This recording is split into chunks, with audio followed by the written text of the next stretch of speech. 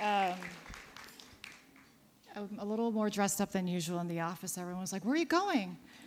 And I said, "I'm going to the biggest gathering of Korean women in the country." And there was a pause in the room, and they said, "Wow, that sounds really powerful." They're right. Somebody gave us a really messy, complex problem to solve. We could probably get it done in about a week. And we would eat really well and look fabulous along the way. And if you don't mind, I'd love to take a picture that may be a little cheesy, and it's going to run into my 5-minute, but I don't care. All right. I'm just going to take a... Thank you for indulging me. Okay, here's my speech. So I've been reflecting on why I have the honor of standing here today. And I think it comes down to two things. One, I was born to my parents. And two, I've built a career at the New York Times. And there's something common about the two that I wanted to talk about today, which is courage. So my parents never seemed afraid. My father was working for Park Chung-hee 대통령 when he was assassinated in 1979. When he was offered a really important role in the new Chun Doo-hwan regime, he said no thank you. When every high-ranking official said yes because they didn't think they had a choice, my father packed up and we left the country. They rented a discarded clothing shop in a rough part of Baltimore with a little amount of cash that they were able to bring. We couldn't speak English. We didn't have health care. Then my mother, who, by the way, we like to call her the original Tiger Mom, she makes Amy Chua look like a little kitten. She found out about a town called Scarsdale that sends loads of kids to Ivy Leagues. So we packed up once again, moved north, rented a small house on the town's edge, and moved their shop to the Bronx. We had no business being in a fancy town like Scarsdale. When it came down to applying to college, they didn't even ask about tuition. They said, "We'll figure it out. 걱정하지 마," they said. My father was then asked to go back to Korea by his old political party to run for office. Politics in Korea is brutal. It's soul-crushing.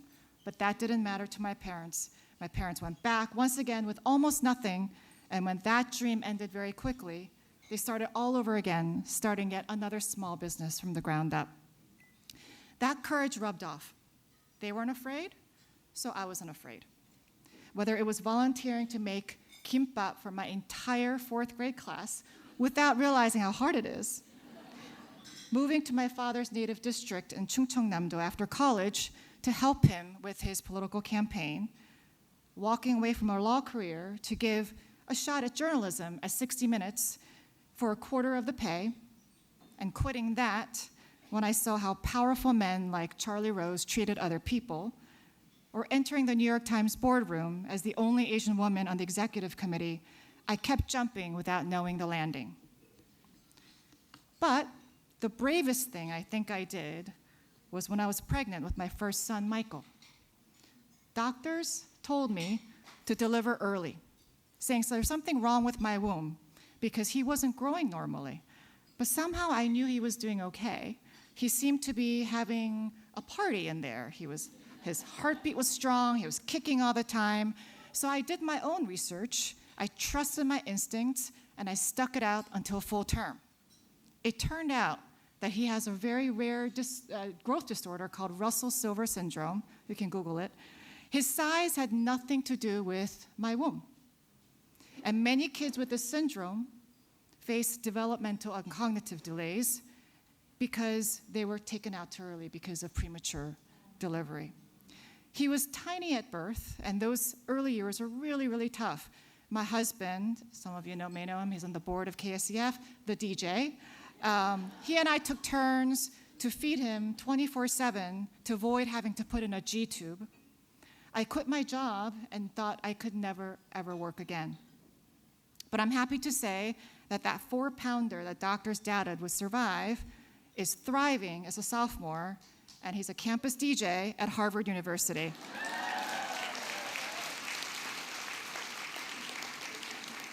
That little guy has not stopped partying.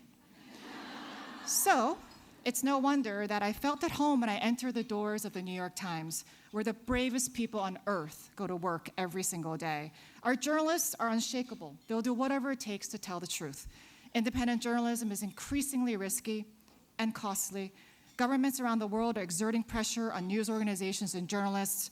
Lives have been threatened and lost, but our journalists are standing firm, pursuing our mission as boldly as ever, and never backing down. That courage rubbed off onto the business side where I am. The Times has weathered enormous pressure during its 174-year history, from the rise of the internet to the collapse of print advertising, the explosion of social media, and the expectation that news should be free. I joined the Times 15 years ago, right before it took one of the boldest steps, launching the paywall that everybody said would fail. They said 1 million digital subscribers is the most we'd ever reach. We now have 12.3 million subscribers by expanding into games, recipes, shopping, sports, audio, spaces some may say a newspaper company had no business being in. Our goal has always been to build a resilient business that can support brave journalism for generations to come. But there's something really important I want to say about the courage of my parents and the New York Times. It's never been just about charging ahead and defying gravity. There's always been a sense of purpose, a deep undercurrent of empathy and respect for human dignity. My parents taught me that everybody has a story and a superpower. They told me to pay attention to those who are quiet, and especially to those who take time to give back. That spirit defines the New York Times, the belief that journalism can and should shine light on human lives that would otherwise go unseen. And through the Times' philanthropic arm, its readers have donated hundreds of millions of dollars to raise those lives out of poverty. And that is why I've been so inspired by extraordinary Korean women like Kyung-yoon and Jeannie Park, trailblazers who broke barriers and then pour their energy into an organization that proves day after day the transformative power of giving. I can only imagine how many courageous souls that KACF has ignited over the years. And so you can see why it's an incredible honor for me to be standing up here today. KACF is teaching me that there is a lot more that I can and need to do because of the privileges I carry and the courage that has been poured into me. Thank you very much. 감사합니다.